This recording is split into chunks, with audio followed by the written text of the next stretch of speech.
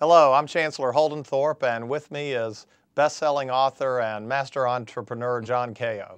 John, welcome to Chapel Hill. It's great to have you here. No, it's great to be here. Thanks You've written so much about innovation in your book, Innovation Nation, and another book I just found out today, Jamming, about how jazz music relates to innovation. What are some common characteristics that you see among great innovators? Well, I think to answer that question, we have to get clear about what innovation is, because there's a lot of confusion about the word, even though it's one of the most often used words in the lexicon.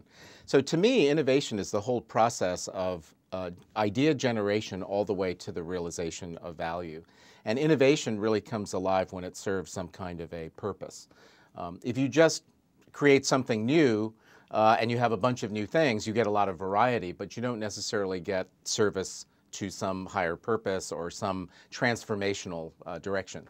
So in that sense, therefore, great innovators, I think, are able both to create, to generate ideas, to find a flow state, to collaborate with others, to originate, but then are really good at taking the fruits of that process and putting on another hat in a way and executing and operationalizing the fruits of creativity so that some value for someone is realized out in the real world.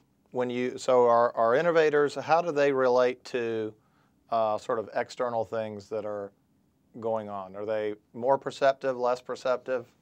Well, it's a little hard to generalize about the psychological characteristics of innovators, because some innovators get nourished by input from the external environment, and they see something over here and they see something over there, and they realize that combining them will lead to some third item which is really remarkable. So Steve Jobs comes along and he says, well, there's all of these consumer electronics applications, but then there's the field of design, and what would happen if we merge those two things together? So, you know, the iPod wasn't really the most original MP3 player. There had been dozens of MP3 players prior to the iPod. But what was different was the blending of disciplines. So external perspective is really important. However, I wouldn't want to exclude the obsessive creator who's sitting at a bench for a lengthy period of time, maybe with limited social skills even, but who's originating something that fits with their personal vision that's not necessarily connected to being on Twitter or reading the New York Times or getting out a lot. Does that help us understand beginner's luck? Beginner's luck. Well, beginner's luck is an interesting concept. Yeah. There's this concept in military theory about you want to pick generals who are lucky, and making the assumption, therefore, that if they're lucky, they've had a history of being lucky, that they'll be lucky again in the future. What I hear from your bringing beginner's luck into the story is also this notion that being a beginner can actually be really useful in the innovation process. And what I mean by that is not being unschooled or unskillful, but actually finding what Zen Buddhists call beginner's mind, which is a mind free of preconceptions. You know, part of the problem with being more and more expert about things, according to the Zen tradition, is you actually crowd out the white space that allows you to bubble up something new. You know, there's this saying that in the mind of the expert there are many opinions. In the mind of the beginner there are few opinions, and therefore all new things begin with beginner's mind. So if you are in a mode of beginner's mind and you have a track record of coming up with something interesting and new, then chances are you might be a hot ticket. Right, and that is precisely what I was getting at. So one of the things we've done here at Carolina is a lot of different things around how to teach people to be entrepreneurs and innovators. And a lot of people who know that we're trying to do that say, well, you can't teach that.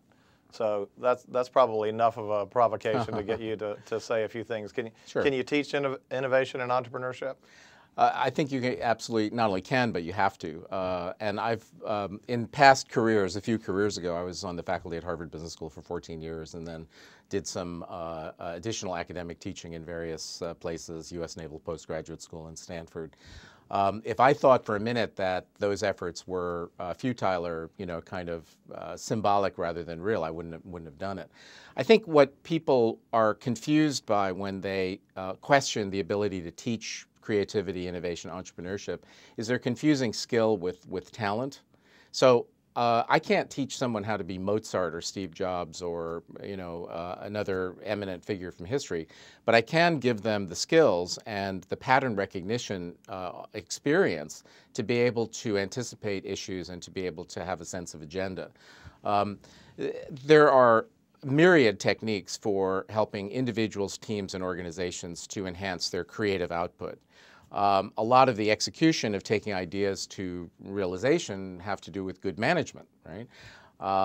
There are a number of benefits to using case method teaching to show entrepreneurial success and failure, and what the crossroads were that led people either in a good direction or in a kind of failure direction. I taught this course on entrepreneurship and creativity when I was teaching it at HBS, and there were 30 cases in the course, and 28 of them were failures, because often you learn a lot more from failures than success.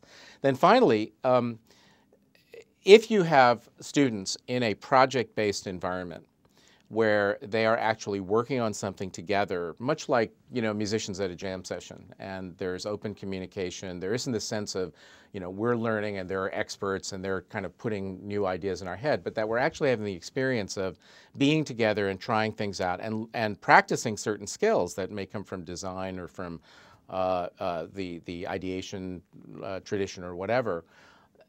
If that is coupled to the right kind of academic environment and the right kind of resources and expert advisors and mentors and all that kind of stuff, also rocket fuel in terms of a little seed funding, incubation space, whatever, how could you possibly replicate that anywhere else? I mean, there are places like Kickstarter and Launchpad and others that replicate elements of that, but I think you have the best of both worlds when you have an academic tradition and serial entrepreneurs who are coming back as senior mentors, and then all of the infrastructure that I just mentioned. What areas do you think are ripe for innovation now and for our students who are going to be leaving here and going out in the world? Well, I think there are two things I would mention. One is I think there's going to be a lot of innovation in the innovation process itself, and we already see this. Design thinking is one example of a field that's been brought into the innovation tent and is leaving a lot of methodologies and frameworks behind for all of us to use.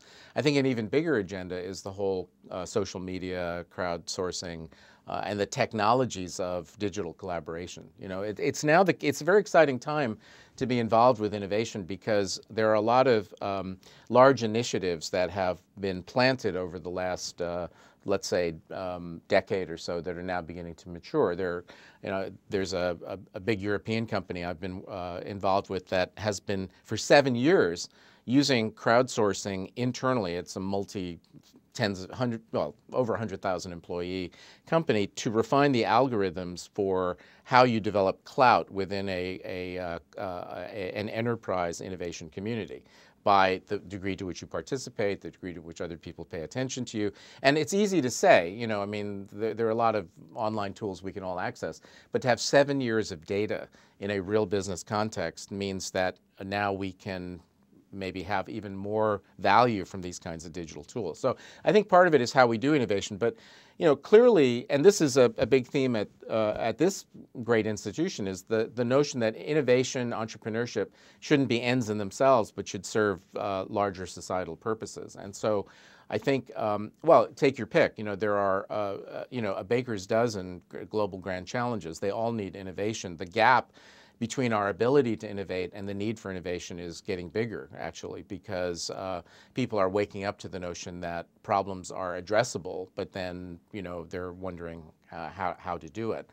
So, I mean, there